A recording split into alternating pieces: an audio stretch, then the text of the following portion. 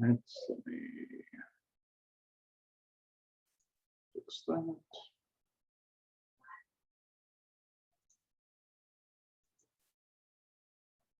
All right, Jason, you can go ahead and get started, and please introduce yourself. And you're on mute. How about now? There we go. Oh, sorry about that. Yeah, let me get my screen sharing going here. It was just enabled.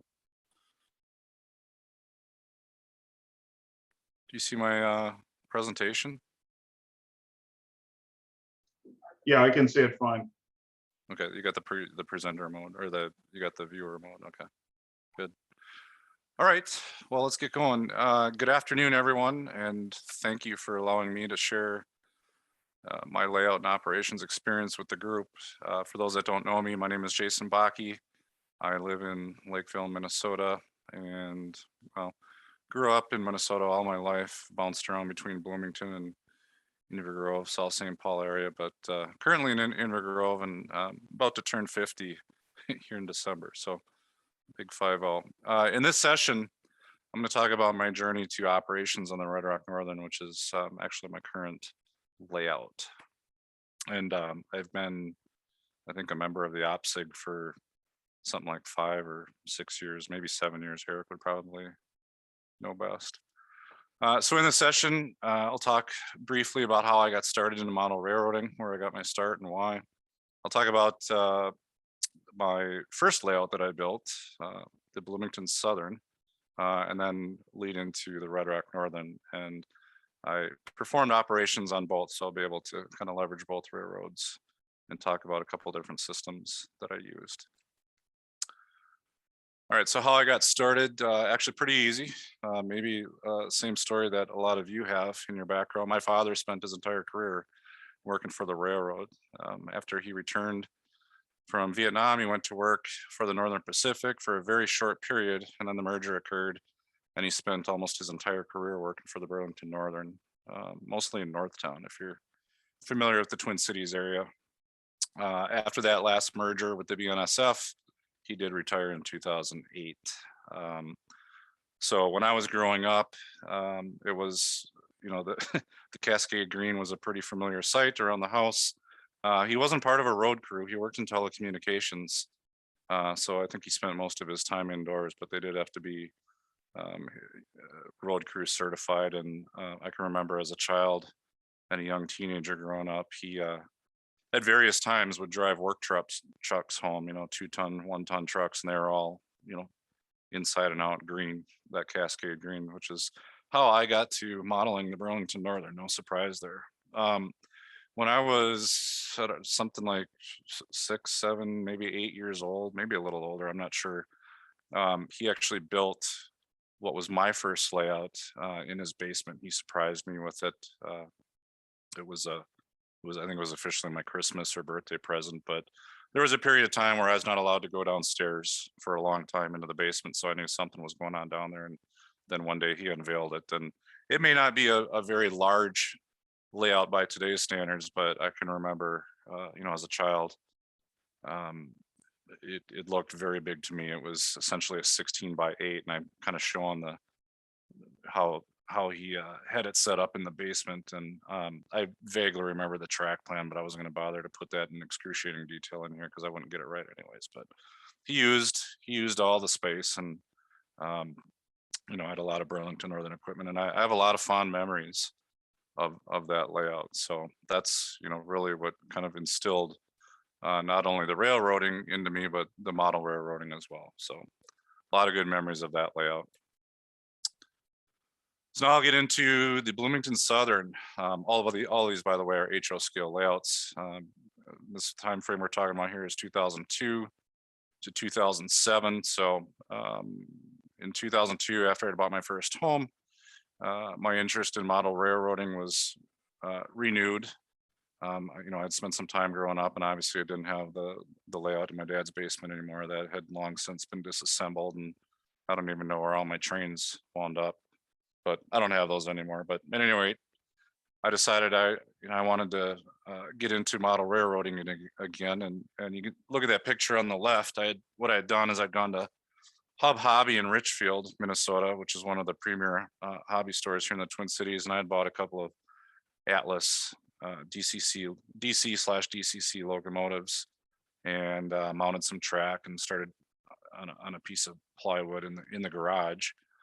Tested my ballasting skills. I had never ballasted before. So that's what you kind of see in the lower left, is just kind of fooling around with trains in the garage. And that actually didn't last very long at all.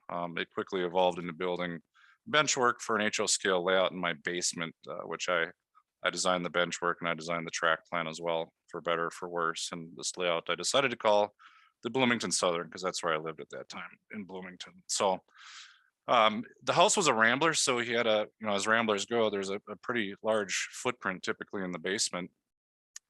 So I had a lot to work with. About half the basement was finished. That's the top half that you see where most of the layout is, and then the other half is unfinished, where the laundry room was and furnace and HVAC and so forth. So the original idea was to build kind of an around the walls layout. I didn't want to build a layout that consumed the entire basement. After all, this is my first layout. I was really not sure what I was doing, so I was new to all of this. But this is what I ended up with: a 20 by 17 folded dog bone with a mostly parallel double main line. It did have a yard, a double-ended yard, as you can see there, kind of in that middle module. And then I put in plenty of spurs to park rail cars and so forth. And there was also some hidden staging. So I think from what I remember, this kind of was developed after the fact, but if you can see where the railroad kind of narrows down to a 1 foot wide section, it actually goes, I cut a hole in the sheetrock wall, goes through the closet and into the unfinished part of the basement where it turns around. So the double main turns around there, and there actually is a third track that I added later on for hidden staging for operations purposes. So that was the Bloomington Southern. Some lessons I learned building that railroad. Obviously, this was my first railroad, which had DCC, and that was absolutely wonderful, being able to control multiple locomotives independently on the track. I don't think I have to convince anybody on this call about that, but a great experience. And it also bodes well for operations, which we'll get into. I found out that decent to good lighting is very important for the layout, not only for enjoying it while operating it, but it's also really a requirement for working on it. As you can see in my basement here, these two ceiling mounted lights are very dim. That's what the house came with. And I originally started building the layout with just that lighting. It was like a dungeon in there. So shortly after, my father came over, who was really good as an electrician and wiring and so forth. He hung the fluorescent lights, which you cannot really see because they're hidden behind this valance that hangs down. Speaking of the valance, I don't know where I came up with this idea, or I must have saw it somewhere, but I really like this valance look. The valance was something I hung from the ceiling, this black fabric, a little later on. It really gives a nice diorama effect. It hides the lighting. The light isn't going full bore bright into our eyes. It kind of forces light down onto the layout. So you'll see when we get into the Red Rock Northern how I bring that valance into my current railroad. Some rookie mistakes. So yeah, mistakes were made. As far as the track plan, I look at it today and what I see is track everywhere, which sounds like a good idea at first, right? We're going to take advantage of all the plywood that we can for track, but when it gets time to operations and realism, and especially trying to get some scenery down, track everywhere doesn't, well, number one, it doesn't look very realistic for most prototypical situations. And it also doesn't, it makes scenery a lot more complex, especially if you're someone like me that is not at all good at scenery. The other mistake that I had made with this layout, and these are just a couple, there's more than this, but these are just highlights. The railroad was all flat. So the interesting note to that is that I had built this entire layout on 2-inch extruded pink foam, which really, the idea behind that, aside from, I think I did that partly I heard that it keeps the sound down of the trains when they're running on there. But the other thing was that foam is super easy to work with for, carving scenery, making ponds or hills, valleys, elevation changes. And, if you look at the layout in the picture that you can see, I really, I really didn't take advantage of that at all. I sprinkled the ground foam everywhere and really did not cut out, or I really didn't take advantage of that ground foam. So, or sorry, the 2-inch extruded foam. So it was flat, and it becomes, at least to me, got a little boring. So one thing that I discovered later on, after I was running trains for a while, not only in the plywood stages, but once I got the scenery down, is that running continuous laps around and around and around, it tends to get boring. So what I ended up in is discovering this notion called operations, or sometimes I like to call it railroading with a purpose.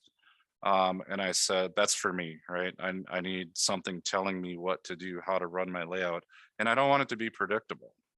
I want to, kind of receive the work or the work orders, or however that works, and move trains around into these various spurs that I have on the layout. And so I did some looking around at the time. Keep in mind, this is, 2004 maybe time frame. There wasn't a whole lot available on the internet. I don't even think Google was a thing back then. But I did discover Dave Operations with Dave Hussman, and I'm sorry if I'm butchering his name. I should know it by now because he's been on many calls. But I found his one of his versions of his freeware Microsoft Access database, and that seemed like a really the way to go to get started. So I downloaded his database. I created the industries, did the planning, got all my cars in there, my locomotives, etc., and away I went. And you can see in this photo, I've got homemade bill boxes scattered around the layout with car cards and waybills tucked in there. And I had a really good time operating layout that way. You see 3 stools in the middle of the room. That's where I decided operations is great, but operations with friends and other like-minded people like myself is even better. So I started to invite people over, and we had a good old time operating. I was quite happy. In 2007, the unthinkable happened. We already had one child. My daughter was 1 year old, and my wife kind of wanted to grow the family. We were starting to run out of room, and my wife really kind of decided and pushed for moving to a larger home. She did entertain my idea of just building upwards, adding a second level, so at least I didn't have to tear down my layout. She entertained that for about 2 weeks, and then said, nah, we're gonna sell the home. So I had to quickly, I was traveling a lot for work at the time, and one weekend I had to quickly cut up my layout and head it all out to the curb, to what we call in Bloomington crap on the corner day. It's literally we can haul any amount of junk out there, it doesn't matter what it is, and one day a year they'll take it out. So I had to travel out to the East Coast for a data center gig on Monday. So that Sunday, I went through my layout with a Sawzall, cut it all up, and haul it all out to the corner. And it's very interesting that what took me 5+ years to build only took about, I think, 2 hours to cut up and clean up, and it was gone. So one interesting side note is that once I was out in Connecticut doing some work out there, my wife called me on Monday afternoon and said, hey, Jason, there's some guy that was out here looking through your railroad, and he left, and then he came back with a Suburban and a trailer, and he's loading up. What do you want me to do? And I said, let him take it. That's kind of what we do in this hobby, so that it's his. So the guy took it, and I ended up meeting him, I don't know, something like a year later, at a train show, and he ended up, I think what he said is he set this all back up in his basement. So he used all that stuff that unfortunately I had to throw out, and I wouldn't say we're good friends right now. We're definitely acquaintances, and we see each other all the time. So I thought that was pretty neat. So we moved to Lakeville with a Rosemont mailing address, and in 2007 to 2014, nothing really happened. The basement in our new home was unfinished. Our family grew, life got in the way, all those kind of excuses. I didn't even, during that time, I maintained my membership at the Hennepin Overland Club, but I never even went down there. Never stood foot in the club for many years. I'll talk about the Red Rock Northern. So in the fall of 2014, we finally got the basement finished, and in as part of that basement floor plan, there was a spare bedroom. And by 2016, I decided it was time to start building another layout. And I, rather than building a ginormous basement empire, which wasn't really my, it wasn't really my desire. I knew that, I'm real careful about not biting off more than I can chew, because that can lead to frustration and stagnation and procrastination and all those things. So I actually decided just to, for openers, let's just take this 11 by 10 spare bedroom that's off in the corner of this new basement. So we took the bed out, the chair that you see there in the lower left, and I started the bench work. And that picture that you see on the right is, for the most part, what it's a fairly recent picture, what it looks like today from that same viewpoint. So this is the Red Rock Northern, is described as a freelanced short line in rural America. It was designed by a guy named Jerry Boudreau and featured in the June 2007 issue of Model Railroader magazine as an 11 by 9, which I stretched slightly into an 11 by 10 spare bedroom. So to be crystal clear, because I get this question a lot, I did not design this layout. When I share this, people want, the track design, I give them this PDF, which this clearly has come from Model Railroader, but this is not my design submission to Model Railroader. This was Jerry Boudreau's, so from the June 2007 issue. So it operates as a twice around the room, point-to-point layout, but it also allows for continuous running when family visits or my nieces or whatever, friends of my kids. The minimum radius is about 24 inches. Maximum grade is about 2.5 to 3%.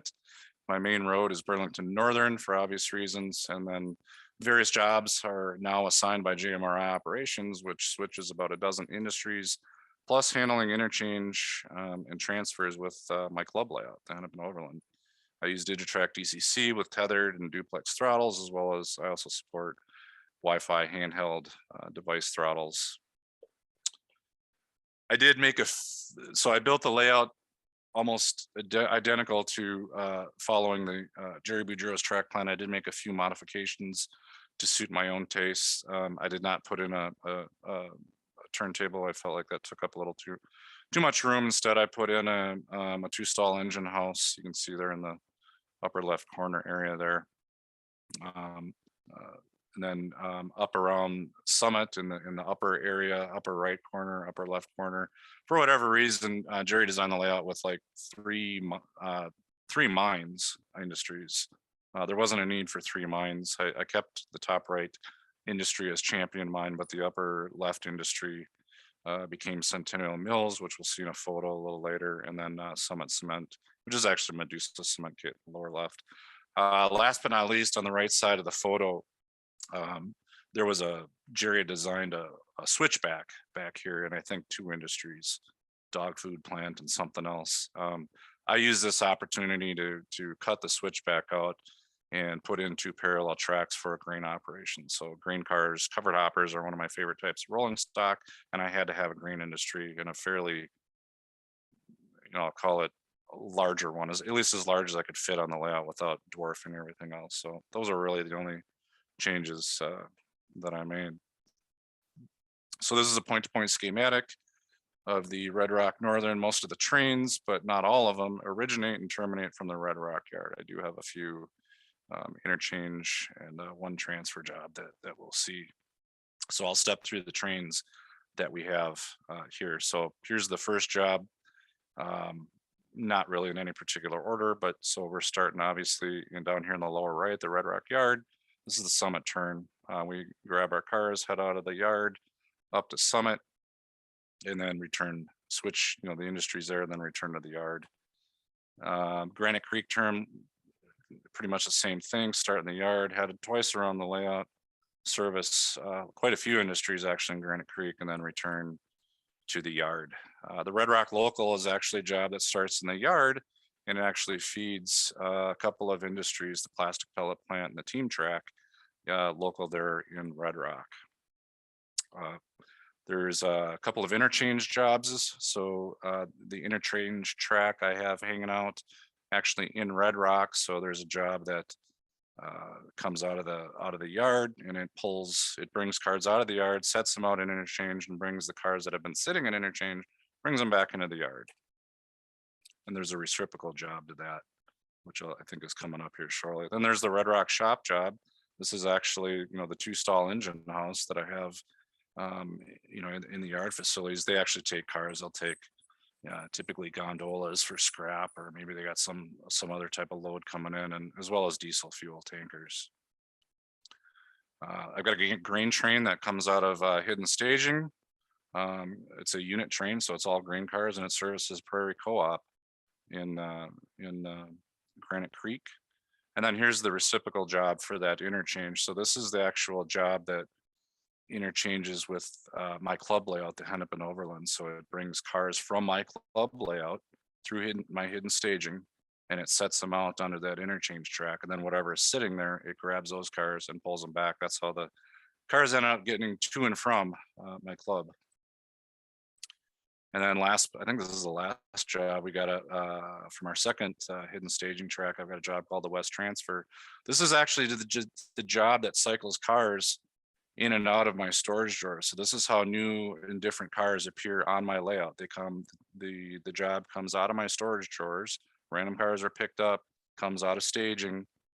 They get dropped off into Red Rock Yard, and then it picks up cars, brings them back to hidden staging where it originated. You know, that's simulated railroads further west, and those cars end up going into the storage drawers. So that's how cars are randomly cycled in and out of the layout. So as far as operations logistics, this is kind of a car cards and waybills versus JMRI Operations Pro, because at this point you've probably deduced that I've used both. So I'll start with car cards and waybills.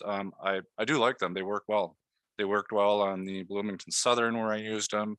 I kicked off operations at my club, the Hennepin Overland. We used them there. And I initially started using them on the Red Rock Northern, the current layout that I have, the 11 by 10. Some of what I would call disadvantages of car cards.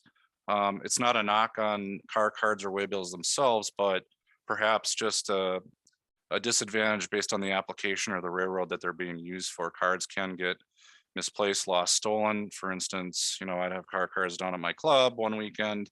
Next weekend I come back and they've either been moved to an unknown location by me, or they just have flat out disappeared. Someone threw them in the garbage, and you know, I can recreate them, but it's a little frustrating to show up and perform operations and I'm missing pieces. And that's where, you know, we'll see JMRI fits really well in that capacity. The other thing is they can end up on the layout. I'm sure we've all seen that. I tried using them in my railroad, and I originally had bill boxes all around the Red Rock Northern. But I found out that you know, it's such a small room. I really felt overwhelmed by, you know, all the cards around the bill boxes and also placing the cards on the layout. I just felt like all of those pieces of paper, it was just too much clutter for, you know, for a small layout. And I wanted to try something different. It's not that means that it doesn't mean that they were wrong. Again, not a knock. I do like car cards and I will use them, but I want to try something different. So my goals were, you know, to look at something else. I'd been aware of that product called Ship It for a lot of years.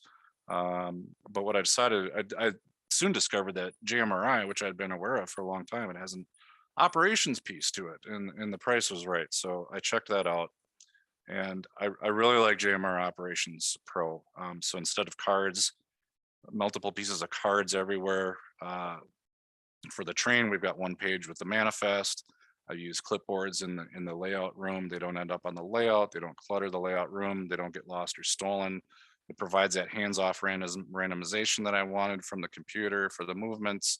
It's backed by an active development team that develops JMRI, and they follow, you know, what I call standard software development methodology. They've got 2 production releases a year, and they do a lot of testing. Like I said, the price is right. It's free. One downside is there is a learning curve to it. You got to spend some time you know, learning this product, learning how it ticks so that it can be tailored for your railroad before you get frustrated with it. This is a look at some of the routes and trains that I have on my layout. I'm not going to go into excruciating detail here due to time. You can take a look at this for later on for posterity and hit pause and take a look how I set up these jobs. Speaking of jobs, so the jobs that I have available on my layout are Yard master, which controls all the movements within yard limits, and the yard master also blocks and classifies trains. All the other jobs are road crews, so they get the manifest to move the interchange jobs and the switching jobs in the 3 different locations on the layout. Oop, sorry about that. There is no dispatcher on my layout at this point. It's just too small, so we use dark territory methodology, mother may I, verbal authority for road crews are all standing next to each other. Yard, and the only difference is the yard master does have movement authority into the yard. And then I do have layout signaling.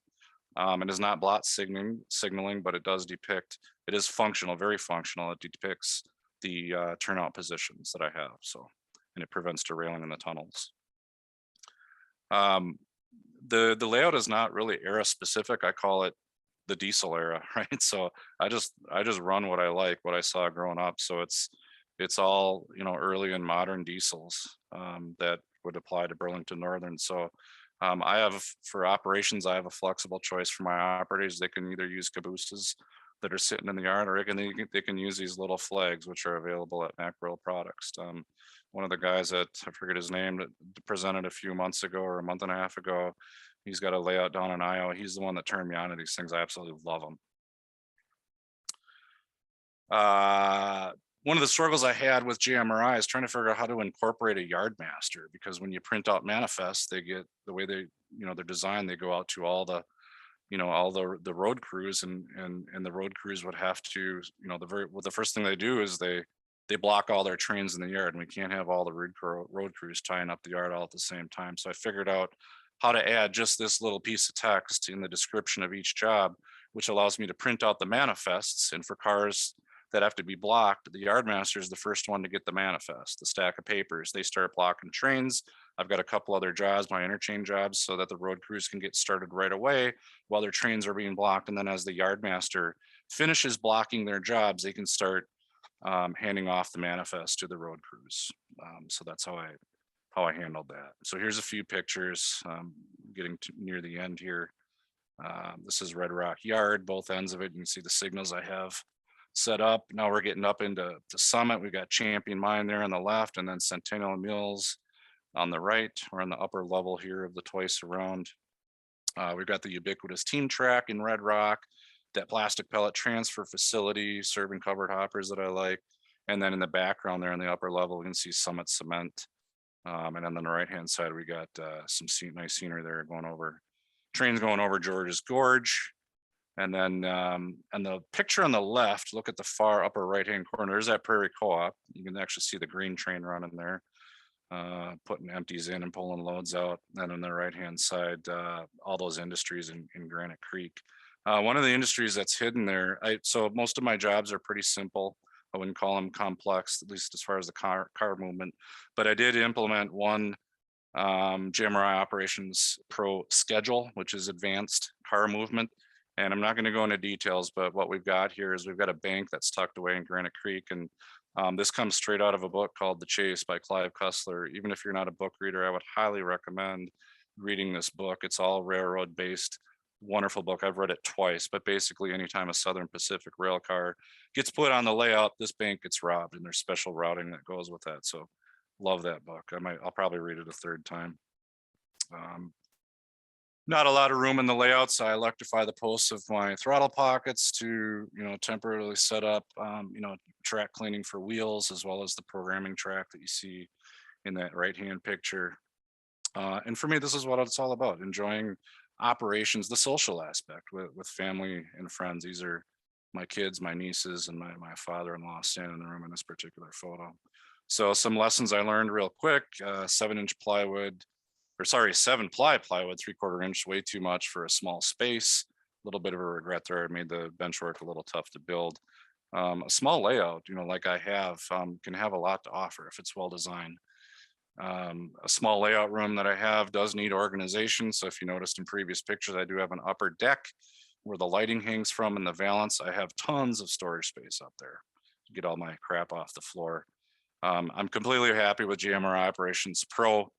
Something that I would recommend if you do use it, make sure you not only maintain backups, of your database, but maintain remote backups. Okay, get them off of the computer, whether it's a USB drive or another server. I'm providing sample Xcopy scripts that back up the, all my database to another server.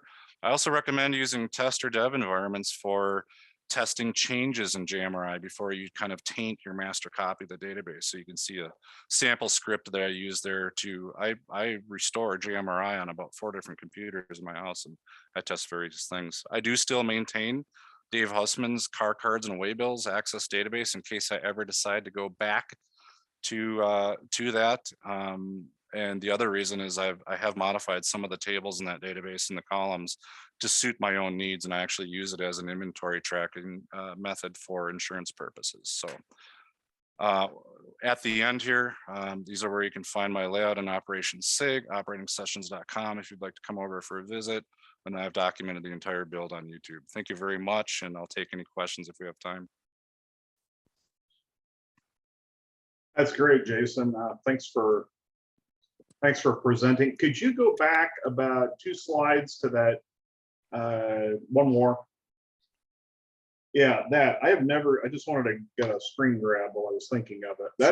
That is a brilliant idea. I've never thought of that. I'm no electrician. I've done all the wire. I'm pretty comfortable with low voltage wiring. I'm in the IT business, and it's a great idea. Bother me. So you can see all I've done there is I've got some bolts, little small bolts going through the fascia, and on the other side of it is hex nuts, so I can tighten them, and then I put another hex nut on the end so I can basically make 2 terminals for them.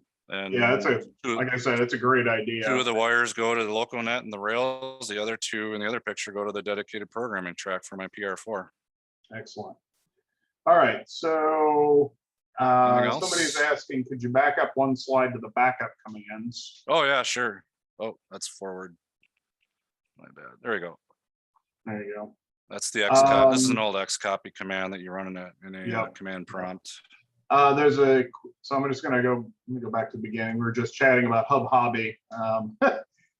I stopped at that one when I was there last year for MinRail. It really isn't not so much a train store anymore, but Scale Model Supplies is still a great store. It's one of the 3 ones that I visit that are, at least I've certainly seen a lot worse. I was up in Duluth a couple weekends ago, and it's Cars Hobby is shut down, and unfortunately he passed away, but there's almost nothing in Duluth at this point. There is a hobby shop up there, but they're tailored more towards RC planes and stuff. And so just curious, what's the 3rd one?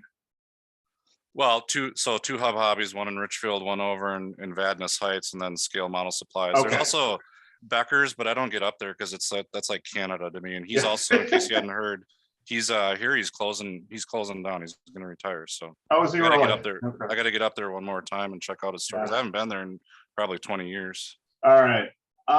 So Dan Cohen's asking, do you do a certain number of loops to get to Red Rock, Summit, and Granite Creek? I could if I wanted to, like I said, the layout can go, make continuous laps, but when I'm operating, it is truly operated as a point to point. So I go twice around the layout, which means one, so it's the main line wraps around twice before it repeats itself. So technically that's just 1 loop, but it ends up going around the room twice because it comes out of Red Rock, it climbs the grade, we're up in the upper level serving 3 industries in Granite Creek. And then we come back down a grade Summit now, and then we come back down into Granite Creek, switch all the industries.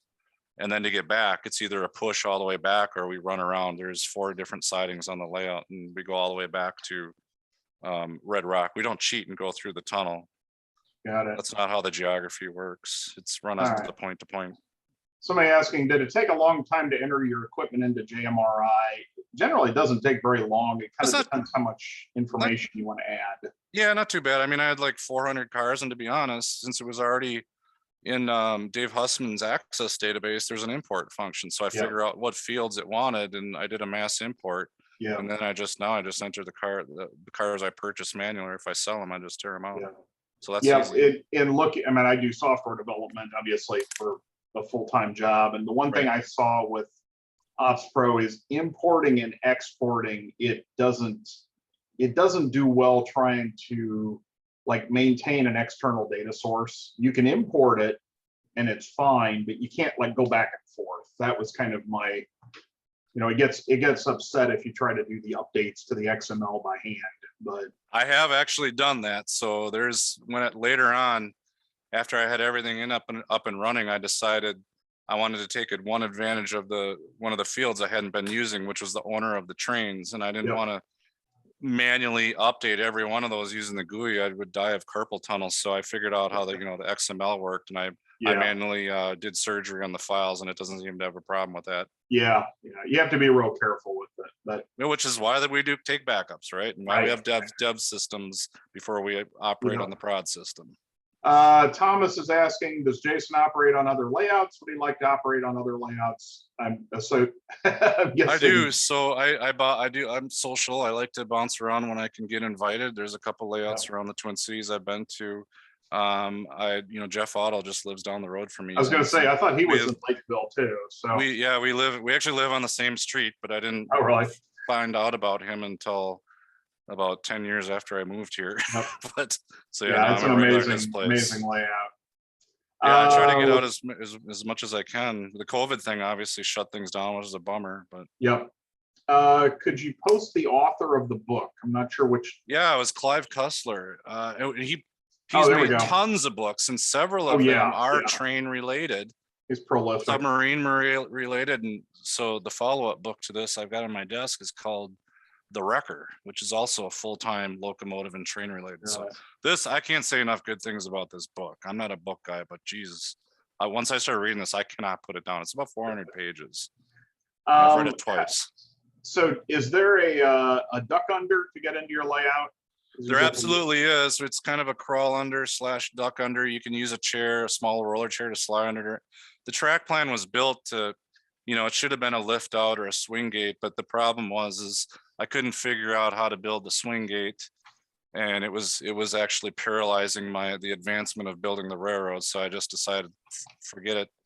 This is causing me too much confusion and delay. So I just made it permanent. Later on, I can cut it up and maybe put in a swing gate, but I'm 50 almost, and I figure I still got 20 more years while I can crawl on my hands and knees. So I'm for the sake of progress, it was permanent right now. But we got to crawl under a section to get in the room. All right. Hey, Thomas is asking you if you go in the chat, send him a private message with your contact information. He wanted to get in touch with you. So absolutely. All right. Well, Jason, thanks so much for presenting. And you're welcome. Thanks for having me. All right, we'll go ahead and move on to David.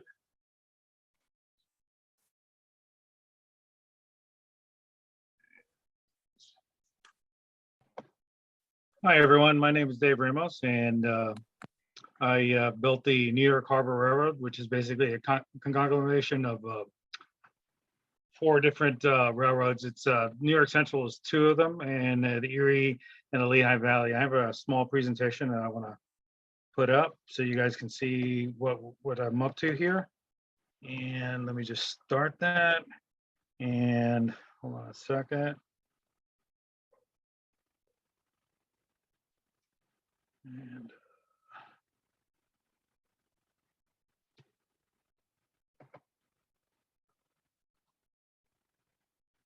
share screen.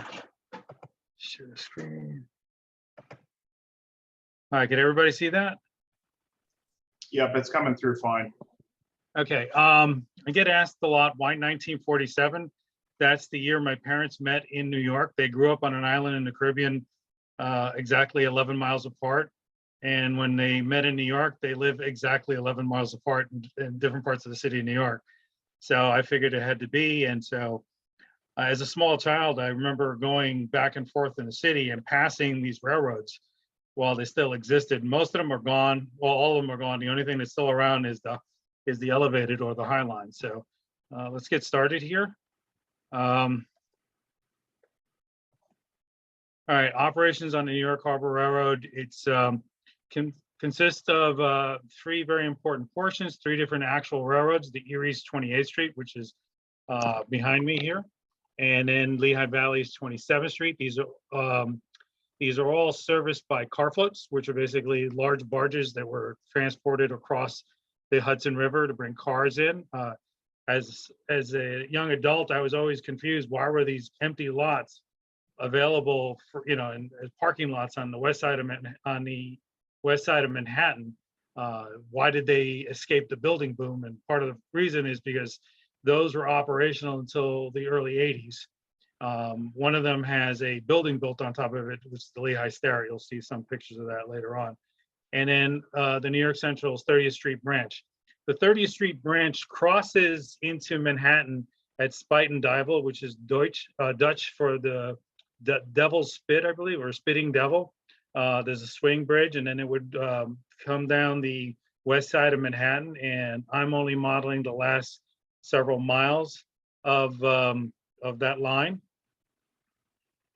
So let's start off with Lehigh Valleys. This is the Lehigh Valley yard that I currently modeled. It's actually as modeled with the curve going to the float bridge. This is an actual drawing that was in railway age in 1935.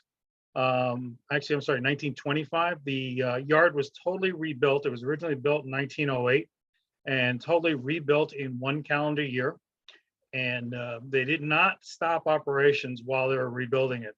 And then they built this beautiful Art Deco building on top of it. It's actually was the first example of what they call the industrial design. It's the Lehigh Stair building, and it still exists today. It's a beautiful building. It has a fantastic views of the city, and in fact, a lot of major people have their production studios in there. You still can go in there and take tours. What's really interesting is I want to point out, it says freight elevators. Those freight elevators that are there could accommodate a 29-foot flatbed truck or regular truck to be lifted up to all the floors in the building. That's how they would get freight in and out of the building besides stuff coming in on the railroad. The Lehigh Valley mortgaged it, almost paid it off, mortgaged it again, mortgaged it again, mortgaged it again. Never actually, they actually went out of business before they were actually able to pay off the lease. It was actually kind of interesting if you go and look at how they managed their money and why they went out of business. This is Erie's 28th Street. This is a drawing of it. This is actually very close to the prototype. This is the 1940s version. I operate my lab in 47. Later on, parts of these tracks were removed. There was a couple of added on, but this is what I model. In 1947, they've got between, I would say, between 100 and 125 cars a day, 3 to 5 car floats.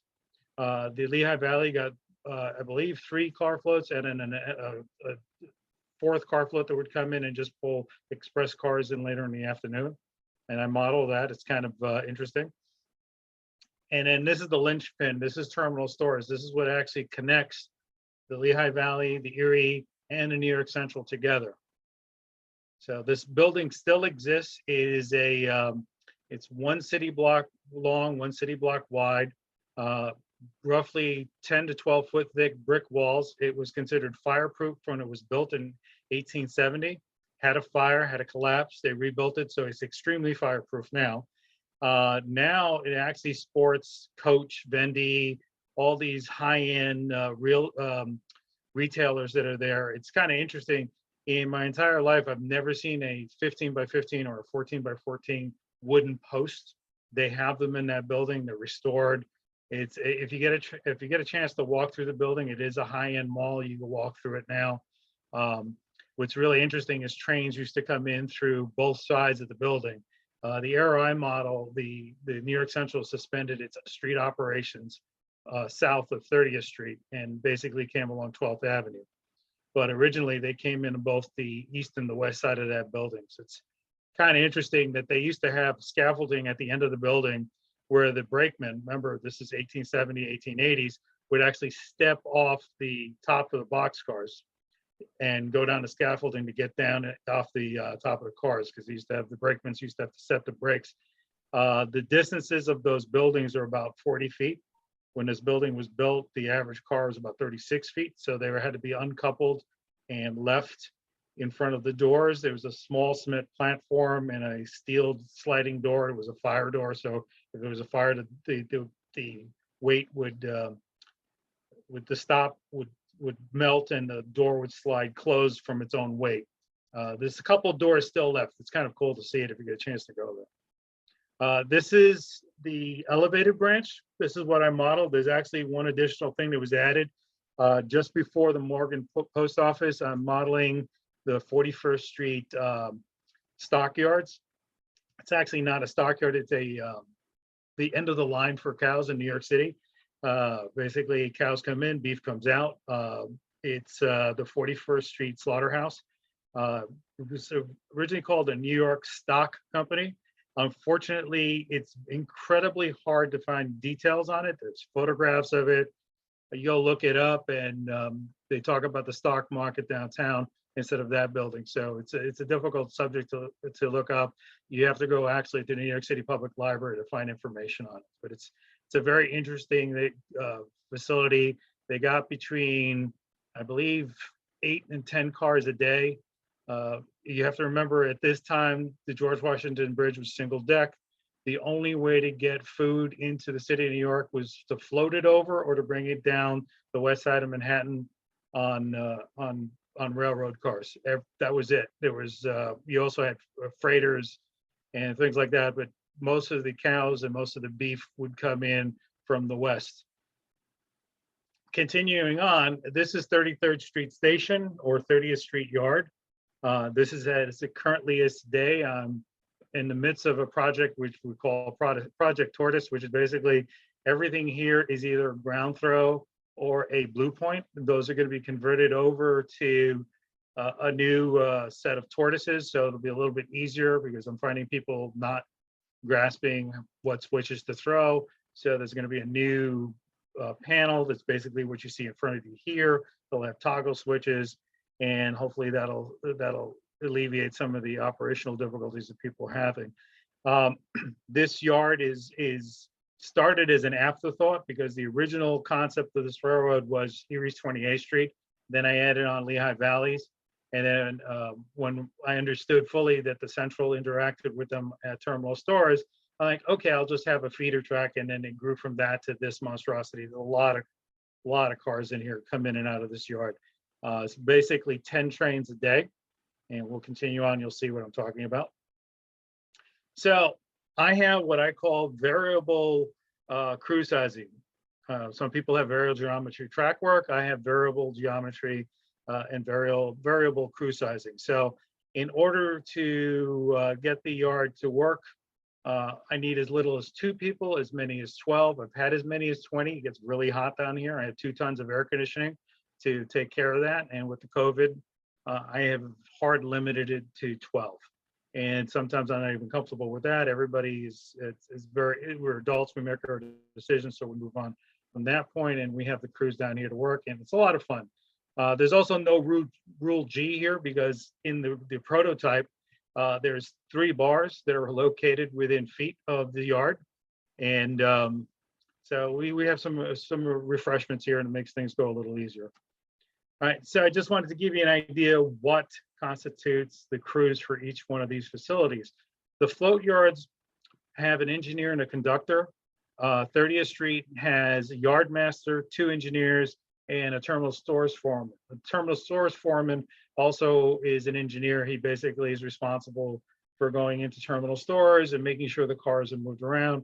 And lately, the newest thing is to steal cars from the other railroads because, as I said before, everybody interacts at terminal stores. So it's kind of interesting. The elevated line is separate. It does not interact with the Lehigh Valley or the Erie. And that one requires a crew of at least, I would say at least 6, 5 to 6 to get it to run. We could run it with as little as 3, basically 2 road crews and 1 yard master because there's another yard there. St. John's Park Terminal, it's a freight terminal. That one, unfortunately, the prototype building just was torn down by Google. They bought the facility and they tore it down. I used to work looking into the building, so I got some pretty good shots of it before they tore it down, and I built a pretty good representation of it, at least I think it is. This is an actual prototype time schedule for the New York Central going to 30th Street. 90% of the trains on here, 99% of the trains on here end at 72nd Street, which is the next yard north of 30th Street. In that yard, all of the trains are broken down, sorted, and then shipped down in block order to 33rd Street because there's not a lot of room in here for them to do blocking or reblocking the train. So they come pretty much blocked, and the crews at 30th Street would actually put the cars where they belong and then move on from that point. Just to give you an idea, I have a 1925 picture of this yard, and the last count was 34 steam engines. So it was a very, very busy yard. The prototype yard was 4 city blocks long, 2 city blocks wide, chock-a-block with tracks. So it was quite an amazing sight. If you're interested in seeing it operate, the prototype, there's a movie starring John Cassavetes called The Edge of the City. It was filmed in the early 1950s, late 1940s, and with Sidney Poitier, and it's actually filmed in that yard in that period, and you could actually see it running, see the locomotives moving. It answered an age-old question: do bells always ring when the people are in a yard, when the locomotives are in the yard? The answer is yes. For sanity's sake, people turn off the bells because the bells can get quite annoying after a while, no matter how low they are. So I'll give you an idea. This is all the trains that come into this yard and leave. If you notice that this is eastbound heavy, in this case, it's actually southbound heavy since the nearest yard is north of here. And the trains would go north to either Selkirk, or they would travel up onto the east side and go off towards Boston. So this to give you an idea how much traffic was in here. This was the hub of New York Central activity during World War II and after World War II, specifically during the rebuilding of Europe. A lot of grain, a lot of materials came in here, were shipped out of the Port of New York and Port of Philadelphia. So if you're interested in that period, it's a very interesting period. 1948, there's a tugboat strike, and the car floats drop off for a couple of months. So it's something you might want to consider if you're thinking about that period. How do I move my equipment? Well, the car floats run at their own time. Basically, oddly enough, and Ralph Heiss is here with me. Everyone who operates the car float for the first time takes it takes about 2 hours to figure it out. After that, and everybody gets used to running the yard, they get it down to 45 minutes. We have a friend of ours named Lee, who basically also models the 28th Street yard, Vince Lee, and he actually spoke to one of the firemen who actually worked at 28th Street, and we pretty much got it as accurate as we can get it. But one of the things he was talking about, which is interesting, is ever a 50-foot car showed up at 28th Street or 27th Street, it was overtime because those curves are incredibly tight, so they had to go really, really slow. So on the left side of this page, you're seeing a switch list. It's a computer-generated switch list, but it's all done manually on the back end. So this is what the operators get. It basically tells you the car name, the car number, where is it going from, where is it going to, and usually everyone can figure it out after a while. The hardest part is trying to figure out where spot 1 on the prototypes are. The Erie schedule had everything spot 1 from the building going going west, and the Lehigh Valley had spot 1 always at the bumper. But so what does that mean? Basically, when you're at the Erie, spot 1 is always on 11th Avenue, closest to 11th Avenue. So that's great, but until you get to the west side, which is on 12th Avenue, but spot 1 is towards the middle of the yard. And it's interesting because we do place the cars in specific spots because the actual prototype did it that way. I use these waybills. I don't use car cards, mostly because it was just too crazy to keep track of the cars and the waybills. So I got rid of the waybills, the car cards altogether, and just stuck with a prototype looking waybill. The look of the waybill was improved by me attending a session of Tony Thompson, and he does a very similar thing. He does it slightly different, where he has the waybill and he inserts it into a plastic sleeve with the car number and all that. Things get lost. If you heard in the previous presentation, things get lost. They can't find stuff. You have to reprint them. The beauty of the way I do this is if the car is missing its car card or its waybill in this case, the car is empty and is to be treated as an empty car and to be sent railroad west to get it out of the area. The only time the car float yards use a waybill, because they do use a waybill, is for when it interacts with the New York Central terminal stores. So they do have a collection of waybills that they fill out, and they basically, put the car in. And on the waybills, if you look at the bottom, it tells you exactly how long it takes that car to be unloaded at the location. Now, the New York Central had a government contract, so that means that these were palletized on this, so that they'd use pallet jacks. Some spots, when they had meat reefers coming in, they had overhead racks, so they would have to roll them out, so they take a little longer. Milk, which was a major product that was moved on in my area, that was piped out of the cars. And I actually had a blast because I went to St. Louis last year or 2 years ago to the RPM meet there, and I actually got to go inside one of those GPEX milk cars to see what's inside of them. And it's basically 2 stainless steel 8,000 gallon tanks and a pump. And the pump basically is powered by house power. So they would hook up electricity to it, hook up a hose to it, and pump it out. So they empty out incredibly quickly. Moving on. I thought there was, yeah, that was it. That's pretty much it on the presentation. The other thing I want to do now is, if you're willing, I could walk you around the layout and show you what's going on. Right now, I'm standing at 33rd Street. I'm going to take the camera off and put it on put the laptop in a rolling chair, so hopefully no one dies.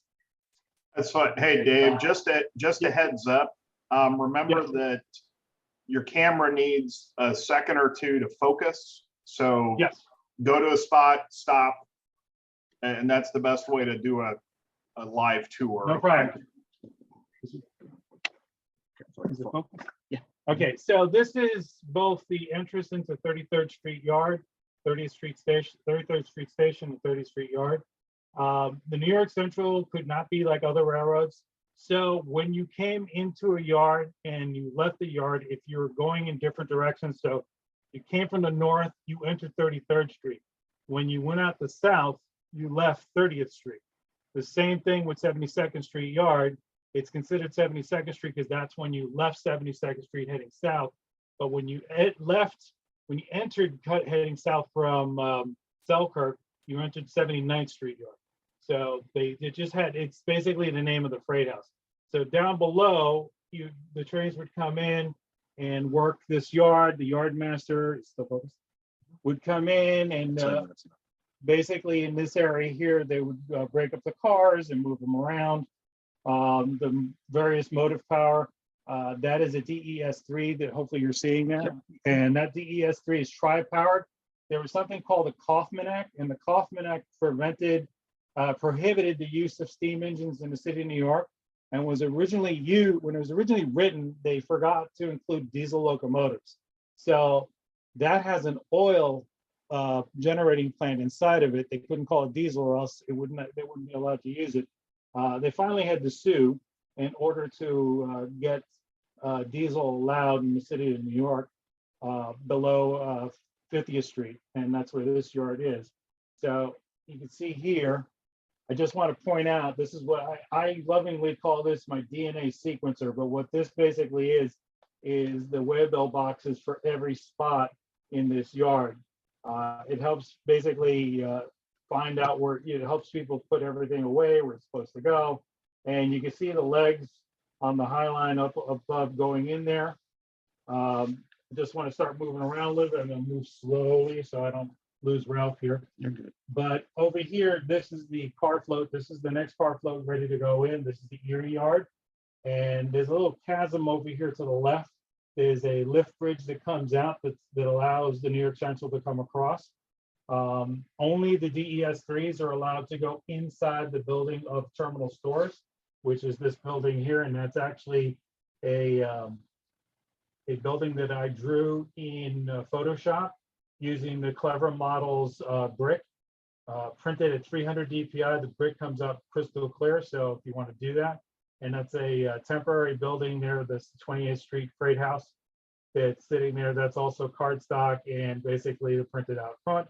And the building to the left is an actual physical model of the 29th Street or Lift Schultz Fast Freight building. Eventually, this pier building that's in front of here, this pier is going to have a building on top of it. That's the DLMW. They basically got 2 car floats, but what they've got in on those car floats was not merchandise like cars or stuff like that. What they basically got was fruit, produce, things that the stevedores would actually bring out. So that would have a different type of car float that's called a Broadway float. And then I just want to show you, that's the main yard over here.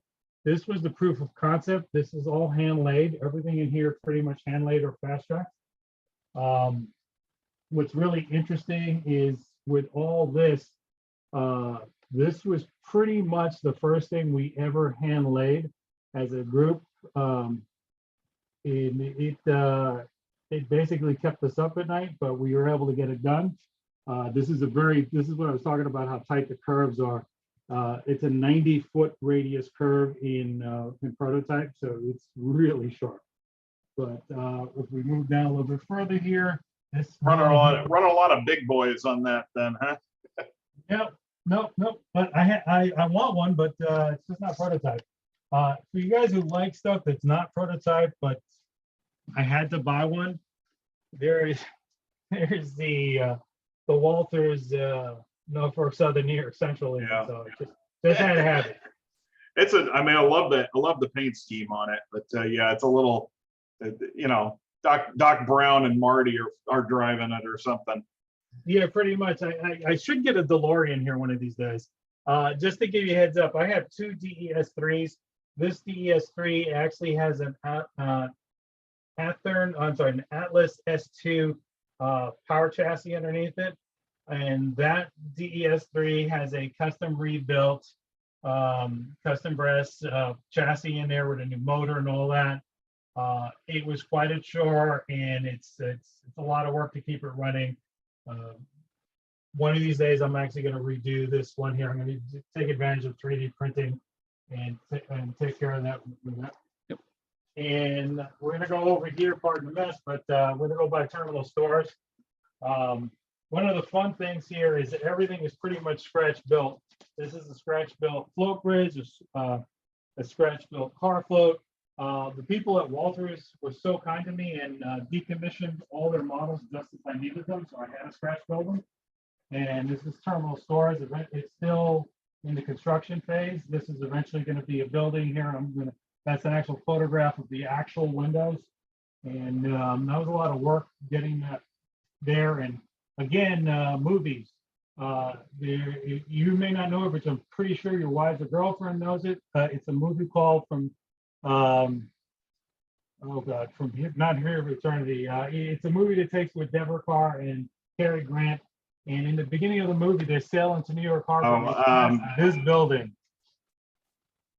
And a fan who remember. Yep. And when they passed this building, it's 1948, 47 when that movie was made. Building is white. I was very upset because you can't paint Photoshop drawings. So this is the Lehigh Valley building. This is actually one of the last sections built. You see a lot of locomotives in there. There's 2 right now. This is the new Atlas Gold Series S2, and there's the Broadway Limited NW2. This is based completely off of the prototype's drawings.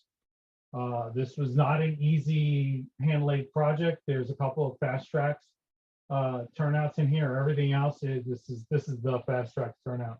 Everything else in here is hand-laid, and I can't take credit for it because most of the hand laying was done by a very good friend of mine called Phil Monette. He's an artist when he does this. He sent me to Home Depot. I was planning to use Flex Track for all the straightaways. And by the time I came back to get something for him, he had all the ties out. So he's wicked fast when it comes to that. We were talking about lift bridges over there. That's straight ahead there. That's the lift bridge because the restroom's behind there. And this room, when it's not being used for the railroad, is basically the laundry room, which wreaks havoc with the tracks. I'm always vacuuming and cleaning or else everything gums up. I'm not sure how we're doing on time here, but I just want to give you a quick look over here. This was the last major project on the railroad. If you've seen the stage, all right, this triple deck area here, that didn't exist a couple of years ago. What we did was we tore down 16 feet. So from that model building to that model building all came out. This double deck staging yard was put in. This area here that I'm showing you right now, that used to be a staging yard. That staging yard was basically a mole staging yard, and it really didn't work because the problem we had is there's not a lot of room in this spot here. So we also have the water heater, there was a wall here, there's a freezer here, there was a lot of stuff, and it was just too much for that one spot. So one of the things that we did is that we built a lift bridge. It's right under here, it's not in, and that allows these two sections to connect. My original dream was to have this as one piece of track that came out and like a helix to go up to the other, to the High Line, but that just there's not enough real estate. The basement itself is only 22 by 20, and it just wouldn't support a helix. There's no place to really put it where it would impact the operational space. If you can take a quick look in here, this is my next session, which is supposed to be a week from next Friday. I may put it off because I haven't got enough people calling in, but right now there's 8 trains ready to come east on the High Line and 7 trains ready to go east on the 30th Street branch. So it's going to be a lot of fun. There's a lot of action going on. This over here, what you're seeing in front of you, is the St. John's Park Terminal. I originally had this as a box where you reached in, and 1, it was claustrophobic, and 2, it was difficult to reach the backtrack. So I decided just to model the shell of the outside of, well, the inside of the building so you'd see what was going on. As far as the users or the crews coming to take the trains, up on top is upper deck, lower deck. They would come pick up the train packet. The train packet would basically tell them what track they're on. The locomotive number would be on a DCC card on the back, which tells them the road number, the DCC number that they need to dial up. I use NCE, and we have the Wi-Fi throttle. The other cool thing is once they select the locomotive, they come down here and they select the track, they power it up. They would have to throw the switches to make sure that they're in the right spot.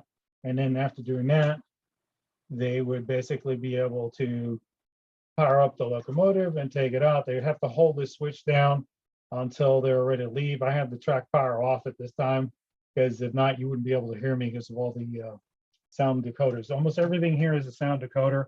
A couple months ago, I started like a little bit of a discussion because Atlas had painted most of their RS1s historically black with the gray lightning stripe. In 1947, they were New York Central dark gray. And just to give you an example, this is New York Central dark gray, that is New York Central dark gray, and that is New York Central dark gray. And they all look different colors, even though they're the exact same color. So that's pretty much it for my presentation at this point. I'm open. I could open it up for questions or anything like that. Anybody has any questions? Yeah, there's a few questions. I appreciate you sharing, Dave. I think I found the terminal warehouse on Google Maps. I just looked terminal, whatever it was, terminal yards, and it popped up. Terminal stores. Yeah. Terminal stores. It's right next to big 30th. What is it? The Hudson Yards? Is that what they're calling it? Okay. So let's see. Thomas is asking how many freight. Oh, it looks like it got answered. Ralph answered at 200. Can you show a car on the layout with the waybill associated with it? Sure, no problem. I anticipated that. Yeah, he's got another card thing here. So basically, this shows. Say hi, Ralph. Hi, Yeah. Ralph. All right, so this basically shows the cars with the waybills on them, and it's actually focusing on that one. It's next yeah, to it. it's I think Yeah, it's too bright, but No, you no, leave it there. Okay. So basically, what happens is that the information on the car is entered on the top sheet. That's the only thing that's written by me when I'm staging the trains. And then when the car gets to its destination, The time that it arrives is inputted down here. So this car takes 2 hours to unload. So it arrived at 2:05 a.m. The person who was running this yard put a note to himself that at 4:05 p.m., I'm sorry, 4:05 a.m., it's empty. Or the technical term is the waybill has been satisfied, it's ready to be turned over. So what happens to this is the waybill would get turned over. And in this case, these are simple, they're empty. These are empty return cards. So the information just transferred, they're considered an empty, they go back via the original routing, which in this case was back to 72nd Street. And then from there, since that's not modeled, that's basically staging. On the prototype, they would put it together on the correct train going back to wherever it had to reverse route. And as you can see down here, each one of the card boxes here represents a track. And then there's a box here that says waiting loads. And so what happens is that anything that's generated here that needs to go out would be sitting in that car slot. And the yard master would then pick an appropriate car and send it off. What's interesting about this building is that he would also, or she, because we've actually had some really nice and really well educated lady operators to come down, and what they would do is they would see that a boxcar was needed at Nabisco to pick up stuff, or a reefer was needed to pick up demurrage over at the meat plants, whether it be bones or stuff like that had to be picked up. So they would send a Class C car or a dirty car to go pick up whatever had to be picked up for those plants. Also hanging over everybody's head, it's kind of hard to see because it's in glass, is basically the track map, so that they don't, it tells you exactly where the cars go. The largest amount of goods that come into this, besides LCL on the pacemaker, is milk, because New York City got its milk from all these plants that are on this railroad. One of the interesting things is that a lot of people think there's one meat district, one milk district. In New York City, there was actually 3 meat districts. There is one over by the George Washington Bridge, one at 155th Street, and downtown where the meat district is, where the High Line ends. There's also several milk distributors. 125th Street, there was one. The 125th Street is an interesting one because they actually would leave the cars on the rail and pipe the milk into the Borden's plant, and it was a seal test plant that was there that would pump everything in there. Let's see, there's a question about. Yes, there was freight shipped directly from Manhattan out. Mostly it was finished goods. For all you old folks out there who remember the world before the World Trade Center, that used to be called Radio Row. Where the World Trade Center was built, there was a lot of industry that built electronics, early radios, which were exported from there. There was a company that my father worked for called Olympic Radio and Television, which actually built televisions and radios in the city of New York, and it shipped them by rail outside of New York and by lighter. All right. And then this question about when a train enters the High Line, how many cars in the consist? I limited it to 20. You can have as many as 25. In the prototype, it's a 4.5% grade coming out, getting onto the High Line. That's non-trivial. Yeah, they routinely ran it with a single locomotive. What's interesting is the post office, they had electrification to the post office, and they used P motors, which are huge motors. I would like to get one, but I have a kid in college right now, so I can't justify $1,600 for a unpainted brass locomotive that you need to spend another couple $100 just to get it to run, to move the mail. My wife would frown at that, so I have RS1s on there. To give you an idea, Manhattan is not flat. A lot of people think Manhattan is flat. It's actually got a ridge running down the middle of it for most of it. If you read the book 1776, is an excellent description of the British being on the east side and the Americans being on the west side, and they passed each other because of the ridge. When you're talking about where the High Line is down over by 33rd Street, when it comes out of the ground, it originally came out at 35th Street, goes right through this thing called the Javits Center, because when they built the Javits Center, they had to actually shrink it. When they built it, it actually goes from about 25 feet below ground. I'm sorry, about 20 feet below ground, and then it climbs to be about 25 feet above ground. So it climbs about 40 to 50 feet in, I would say 2,000 feet, maybe 3,000 feet, one city block long, turns 90 degrees, and it goes another city block, gives 5 city blocks, which are the short ones, which are about 220 feet long. And by that time, it's at full height. So it's quite a climb. You don't realize how much of a climb it is until you walk it. And I have walked it, and I used to give tours of it. There's really no reason to give tours of it anymore for railroading, because anything that was interesting is pretty much gone at this point. Most of the 19th century buildings have been eradicated with new, the next generation stuff that's now populating that area. All right. Let's see. And somebody asking about attending an ops session. I don't know if you're putting anything up on operatingsessions.com or not, but I threw your link up there. Sure, no problem. I'm actually have my layout on the operations on that website. I participated in ProRail, I participated in Island Ops, but due to the pandemic, all that stuff has been locked pretty much down.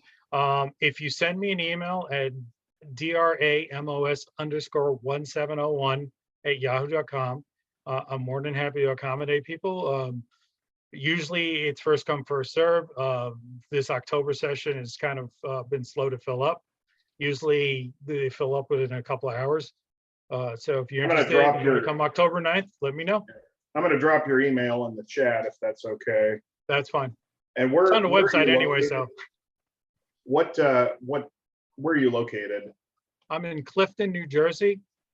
So basically to get here, if you're in the New York metropolitan area and you can get to Garden State Parkway, you can take it to Clifton, which is exit 154. And then just let me know and I'll be more than happy to give you directions. All righty. Well, thanks again, I'm Dave. also right by the old DLNW main line, which is the New Jersey Transit, and that's less than a half a mile. Got it. All right. Well, again, thanks again, David. We appreciate you taking the time to present and to do the quick live tour. For everybody else, I'm actually looking for somebody to present in 2 weeks. If you want to present for half an hour, that's fine. If you want to present the whole hour, that's fine too. But as of right now, I got nobody. So if we can't get somebody lined up, we'll send out a cancellation. But I'd like to keep it going because the next one after that wouldn't be until November. So the date for future reference is October 10th, again, 2 weeks from today. If you have something you'd like to show, as long as you've got good bandwidth and just kind of follow good camera discipline, it's certainly possible to do a tour of your layout. It's just if you've got poor bandwidth and you're like bouncing the camera all over the place, it just doesn't work. Dave did it the way you're supposed to. It worked great. So like I said, pretty much anything operations related, contact me at editor@opsig.org. All right. With that, I'll stop the recording.